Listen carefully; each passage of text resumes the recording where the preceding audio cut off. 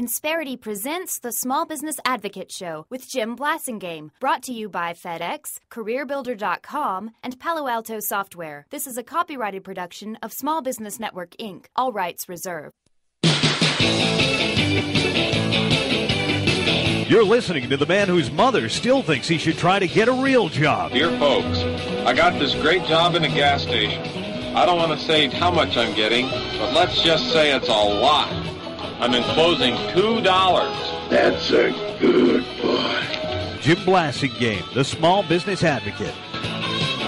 Well, welcome back. 34 after the hour. Thank you very much for joining me. Thanks for hanging out with me. Always a pleasure to continue to be with you, especially when we get a chance to reintroduce you to our good friend Brad Huisken. Brad is an original founding member of our Brain Trust. Joined us in 1998. He's the president of IAS Training, the author of I'm a Salesman, Not a PhD, and the new version of Munchies for Salespeople 2 is out right now. He's our good friend, Brad Huisken. Welcome back.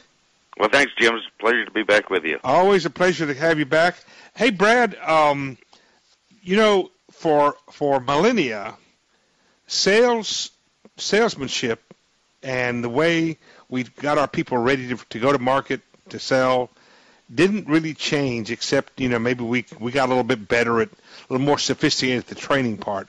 But basically, what we knew about customers and what we could presume about them didn't really change for thousands of years. But now that we have all this technology, the customer is now empowered. The customer's in control, and that's changing the fact that the way we think about customers, isn't it? We can no longer presume to know where they are in the decision-making process. No, we can't, because there's so many different avenues where they can get their knowledge and their education, and they're a much brighter bunch of people today. And that just means salespeople have to be better and more adept and more attuned to what's going on out there in the marketplace, and their skill set has to be much better. And we can't just rely on clerks anymore to ring up sales and answer questions and those kinds of things. Well, when people make contact with you, in the old days, when you and I were coming up, Brad, we were our customers' internet. Exactly. Whatever they needed to know, they had to get from us. That's right. But now, and so we could walk in and presume to start with this. This is a football, and exactly. this is how you play the game. But now they're walking in on the 50-yard line saying, "Okay, it's 3rd and 10. We're going long." The customer's saying that to you. Well, that's kind of what I was alluding to, is that in the old days, a salesperson, if he was great on product knowledge, didn't necessarily need to have the sales skills that he needs today. And now they need both product knowledge and the sales skills and people knowledge and customer service skills and operational skills. And it's becoming much more complicated. Well, the main thing is, I've seen this myself. I walk in somewhere. I've already done my homework. I've already done some research. I know a little bit about the product. I just need to look at it. I need to hold it. I need to ask a few questions. And I walk in, and the person acts like I just fell off of a cabbage truck. And number one, they're insulting me. Number two, they're wasting my time. Number three, it makes them look stupid. And so when all they had to do was say, "Thank you for coming in.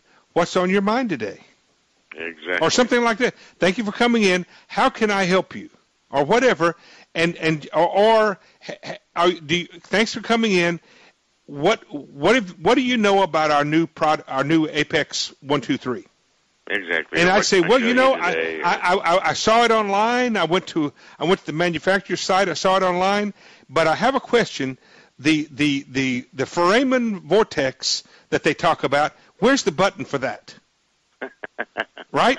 Maybe I could plug in at that level. And if you don't find that out quickly, all you're going to do is make me mad. That's exactly right. And I think the difference today, one of the big differences, is that it's more important to sell yourself and to sell the company than it is to sell your products. Yeah. People can get the product anywhere. Anywhere. What they can't do is get it from you and your bright, smiling face and the customer service you're going to give and the interaction and the personalness and all those types of things. And so what you would say then is, you know what, Brad, I'm glad you asked that question because I may be the only person within 100 square miles that knows exactly the answer. Come over here and let me show you where that button is. Now, okay, that was a little hyperbole, but that's how you connect with people, isn't it? It really is. And finding out what they're going to be using it for, how they're going to be using it, any emotional attachment they might have to this thing. Or, just do something, for God's sakes, other than just being the average, everyday, ho-hum, run-of-the-mill type clerk. It's the age of the customer, ladies and gentlemen. They're in control. They have information that we didn't used to have. You've got to train your salespeople to plug in at that level. Brad, what's the website, please? IAStraining.com. Check it out. Quick break. 22. That's right. I'm Jim Blasingame. I promise. We'll be right back.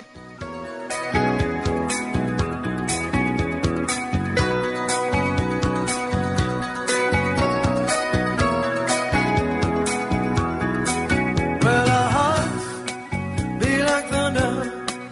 I don't know why. Insperity presents the Small Business Advocate Show with Jim Blasingame, brought to you by FedEx, CareerBuilder.com, and Palo Alto Software. This is a copyrighted production of Small Business Network, Inc., intended for the private use of our audience. Except as otherwise provided by copyright law, all other copying, redistribution, or publication without prior written consent is prohibited. All rights reserved.